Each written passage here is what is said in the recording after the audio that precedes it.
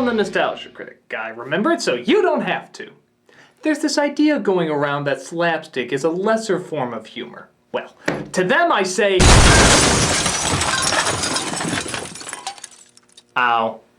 Slapstick focuses on the most important rule of comedy, that all comedy in one way or another is based on misery. Whether it be mocking something others hold dear, or crushing another in a perfectly timed manner, humor is that defense mechanism that acknowledges that pain is just another part of life. And nowhere do you see pain exploited more hilariously than in Tom and Jerry.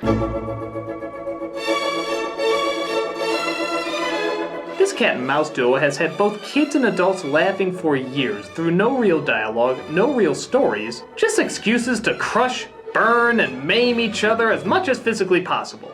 Now, when these shorts came out, cartoons hurting each other wasn't anything new. Lots of cartoon shorts, including Disney and especially Warner Brothers, seem to have this shtick down pretty well.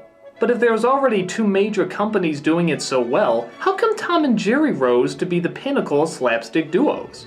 Well, maybe one of the main reasons was there was rarely any talking.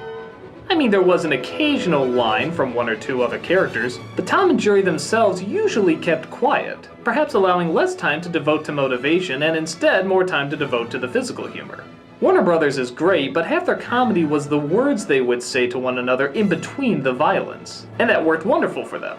But here, they take a few moments to set up the scenario and then it's nothing but hardcore pain the rest of the way, giving many audiences exactly what they wanted.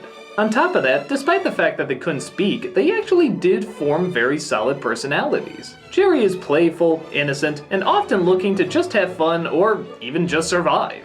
Even if he can have a little too much fun surviving. Tom, being a cat of course, sees him either as a meal or as an interference. Whatever the setup, he's always the one who starts the fight, which makes it very easy to laugh when he gets his comeuppance. But that's not the only reason to feel like he deserves it. He's cocky, he's egotistical, he's prone to anger, he's stubborn. He's all the things that make a great foil, but never to the point where he's unlikable. He still has that goofy playfulness that Jerry has too, which is why in the few instances where they do come together, it's not entirely unbelievable. But let's get down to the reason why people really love Tom and Jerry. Their lust for blood!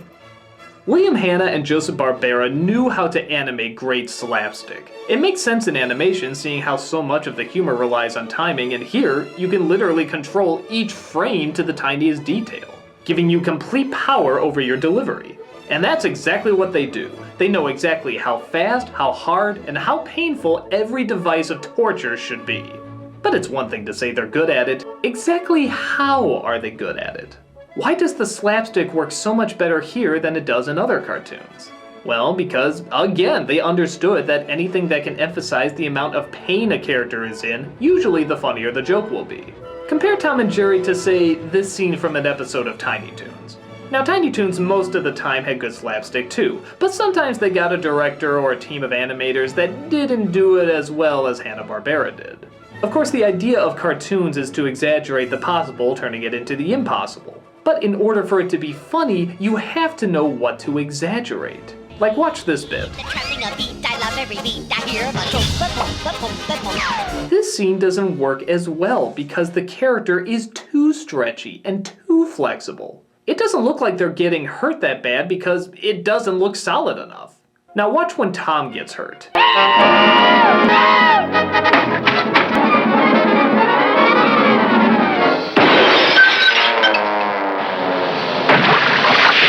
This works so much better because even though he's being distorted, he still feels solid. And the area that they do manipulate complements the weight of the item that's causing the damage. It's like when you have a jar of Play-Doh. Yeah, it's stretchy and not too hard, but when you smash your fist down on it, it leaves an imprint, so you can tell it's still solid.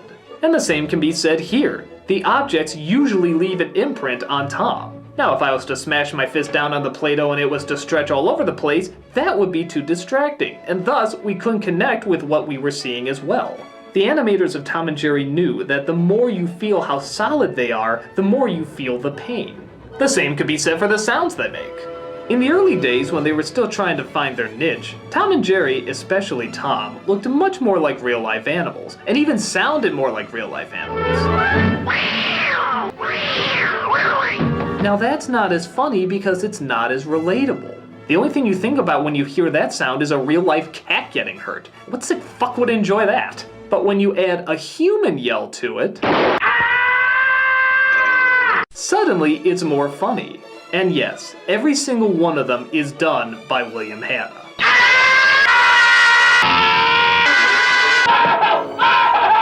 So why is this yell funnier than an actual cat yell?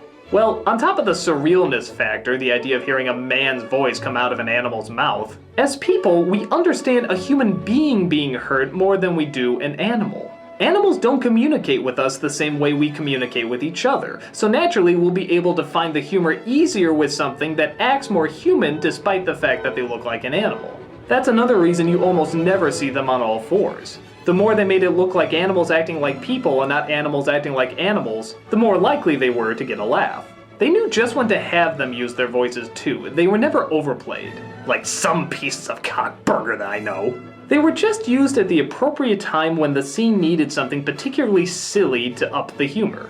I love you. This one especially gets me, just for the surrealness alone. Don't you believe it? Why that deep a voice? Why that major echo? Why even those exact words? I don't know, it's just so strange you have to laugh at it. But again, if they used the voices too much, it would have gotten old, and a scene like that wouldn't be nearly as funny. So they had to use them sparingly. The expressions are also something Hanna-Barbera got down perfectly. The more content and comfortable a character can be in their environment, the more funny it'll be when it comes crackling down. That's why so often you'll see Tom give this mocking grin when he thinks he's won. The more happy he is, the harder the blow will be that knocks him out of his bliss. Even a simple questioning expression can work, as long as the character looks genuinely confused. Adding to the idea that the more the character thinks he's connected to what's really going on, the funnier it'll be when reality comes smashing him in the face.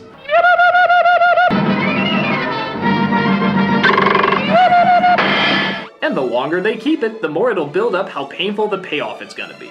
In fact, with that said, half the time, you don't even need to see the expression all the way through. We never see Tom hit the ground in this scene, but the idea that he would keep this face all the way to the bottom just makes the moment all the more hilarious. They practically had it down to mathematical perfection.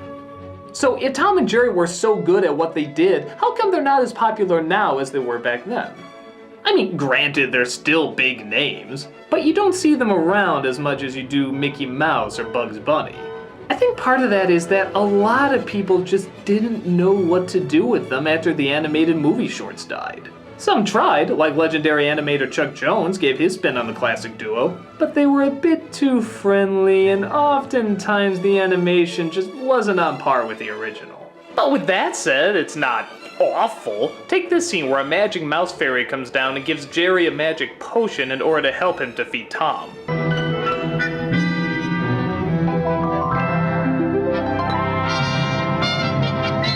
Any series that has a scene like that has some understanding of what made Tom and Jerry work.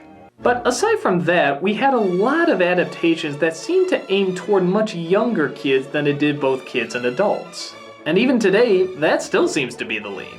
Trying to put these two characters that obviously belong in simplistic shorts into dialogue-heavy stories that rarely have anything to do with what made them so popular to begin with. So, whether or not an outlet will open up for Tom and Jerry to really shine again is unknown. But what is known is that when Tom and Jerry got it right, they got it right. With a perfect combination of animation, timing, sound effects, and a clear understanding of why physical humor will never die as a comedic art. This is why, though not as popular as they used to be, their names will not be forgotten anytime soon.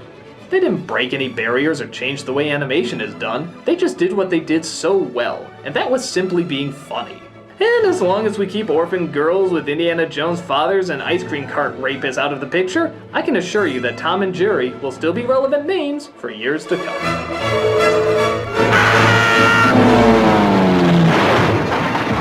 I'm the Nostalgia Critic, I remember it so you don't have to.